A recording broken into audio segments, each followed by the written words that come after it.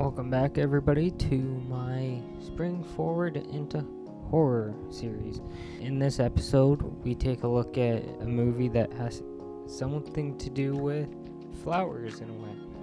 So it's kind of like a perfect film to look at here. The film I'm going to be reviewing is called Perfume, the story of a murderer. So this film is about Jean-Baptiste Grenouille, who is born with a superior olfactory sense. He creates the world's finest perfume, or wants to create the world's finest perfume.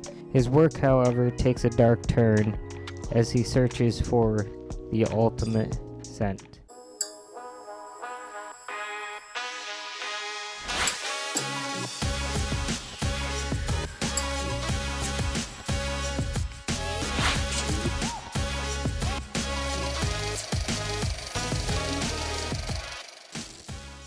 In case you don't know what this is, it has a bunch of well-known actors in it.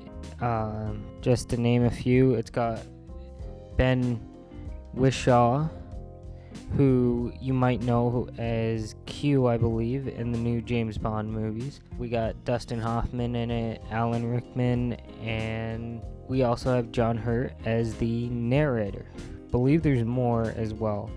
This one's kind of a departure from previous films, as this is more of like a crime drama fantasy story.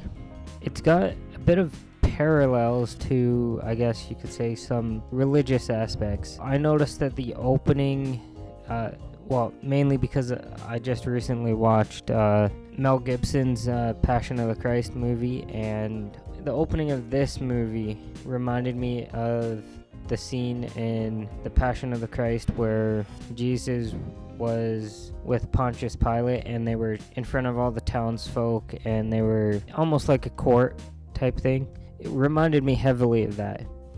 So I said that the opening is representative, is almost like an allegory, or however you want to word it, to that Bible passage.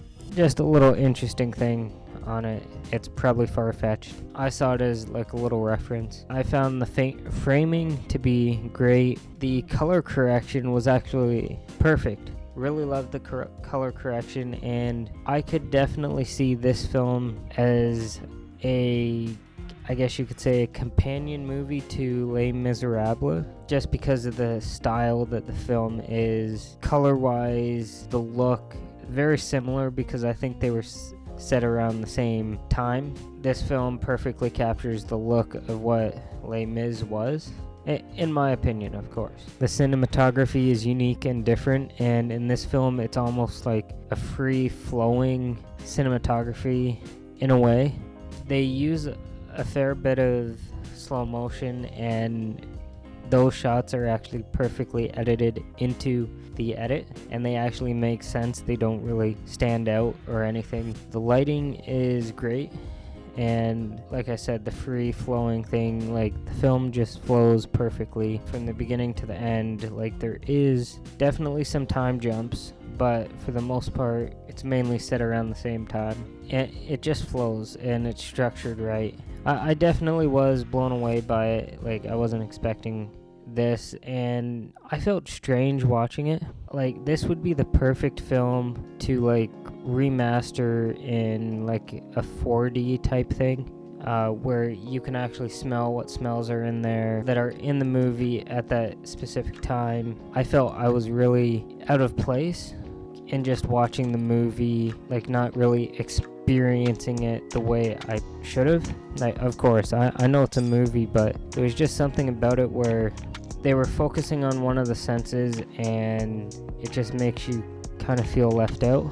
It's not the movie's fault, it's just technology isn't at that point where this can actually happen properly yet, so which sucks because this would be the perfect movie to watch in like a 4D theater.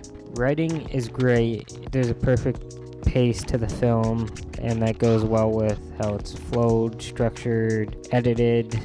The acting is great, and Alan Rickman does a good job pretty much in anything he does. I haven't seen much he's been in. I mainly know him from Harry Potter as Professor Snape.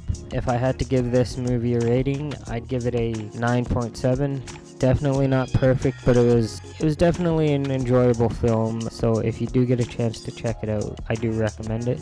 However you end up watching it, and yeah, I hope you like this review of Perfume, the story of a murderer. Stay tuned for the rest of them, and I'll see you in the next one.